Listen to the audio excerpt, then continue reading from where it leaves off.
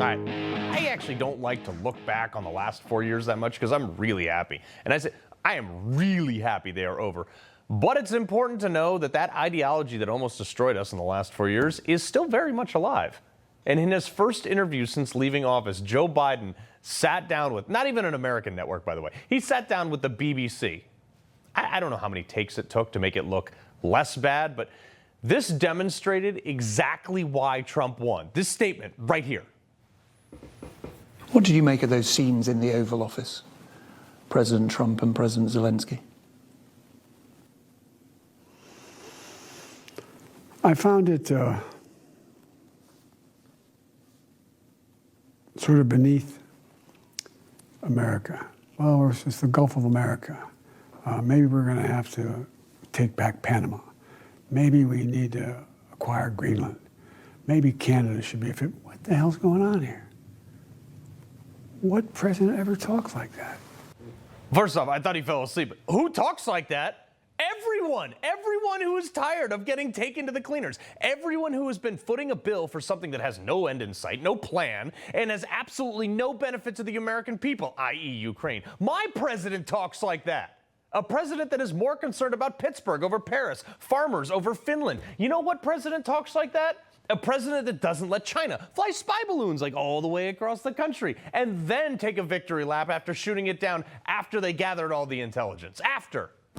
America is back on top. That's what's going on here. That's who talks like that. But the entire interview, look, it was so pathetic. He was like, look at how great a job we did. It was almost so hard to explain. And then he was asked if he thought he should have dropped out earlier. You're not going to believe what he said. Should you have withdrawn earlier, given someone else a bigger chance? I don't think it would have mattered. We left at a time when we had a good candidate. She was fully funded. What we had set out to do, no one thought we could do. And become so successful in our agenda, it was hard to say, no, I'm going to stop now. We've become so successful? This guy is more delusional than I thought. They left out like net jobs lost after COVID of like 2 million. Prices on nearly every consumable item nearly doubled. Biden had 2 new wars, 2 of them.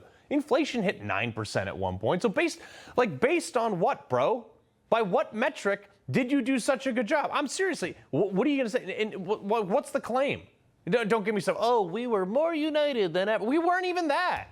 The political parties hate each other more than ever now, mostly because you use the Justice Department to declare anyone who spoke out against you a domestic terrorist. You censored them, like me, on social media. You said that people like me and anyone who supported Donald Trump were the greatest threat to America. Remember this? Donald Trump and the MAGA Republicans represent an extremism that threatens the very foundations of our republic. Yeah. Conveniently forgot about that. You didn't unite anything. Keep in mind, still 30% of America likes that guy. And nearly the entire media is continuing to fawn over him, even in his decline. I'm serious. And it is still hard to find media that thinks he didn't do a good job. They still praise this guy. He's never created a job. He's been on the government dole for 50 years. Everything he's touched has been worse off after he gets away from it. And he sits there in his old age. I'm like, bro, this globalist mantra failed, and he's still shilling for it. Imagine there being no NATO. Do you think Putin would have stopped at Ukraine? Dude, the main reason Russia invaded Ukraine is because you kept dangling NATO membership for Ukraine. It is really dangerous, actually, that the guy who was allegedly, we now know not so much, he was not in charge of the country at all, actually. The fact that he and his administration didn't understand this. We covered this months ago. Putin's goal is and always was to keep NATO off its borders.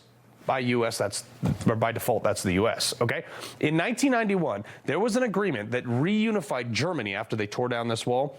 During negotiations on February 9, 1990, U.S. Secretary of State James Baker told Soviet leader Gorbachev that NATO's jurisdiction of forces would not move, quote, 1 inch eastward from their current position if the Soviets accepted German unification in NATO. Now, Fast forward to 1994, when Clinton signed off on expanding NATO. And in 1999, Hungary, Poland, and the Czech Republic officially joined NATO. Russia wasn't happy and had their objections, but they actually had no leverage to negotiate because they had just collapsed as the Soviet Union. Fast forward to 2004, where Lithuania, Latvia, and Estonia, two of which share a border with Russia, also adding Romania, Bulgaria, Slovakia, and Slovenia to NATO. And Russia, again, was super ticked off about this. And they said, hold up, this is not what we agreed to. NATO didn't care. Then, in April of 2008, at the NATO summit, a bunch of leaders issued a declaration that signaled a, quote, strong support of Ukraine and Georgia to eventually join NATO. Two more countries that border Russia, as you can see. In the Bucharest Summit Declaration of 2008, paragraph 23 states, quote, NATO welcomes Ukraine's and Georgia's Euro-Atlantic aspirations for membership into NATO. We agree today that these countries will become members of NATO. Okay, so Putin's even more angry. I mean, it's kind of clear, and the fact that he doesn't understand that is amazing. Then after bragging about NATO and how important it is and how it's a global peace thing or whatever, he went on to fail to recognize another reason Trump won, that Americans are tired of paying the bulk of NATO and these globalist platforms. Look, we are not the essential nation, but we're the only nation in a position to have the capacity to bring people together to lead the world.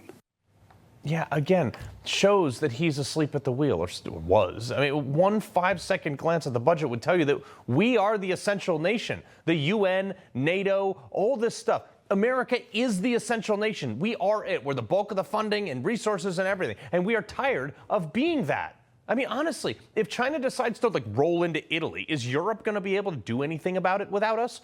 No, they didn't do it in World War I, and they certainly couldn't defend themselves in World War II without us either. I don't know how much they juiced him up for this interview, but he went into democracy too.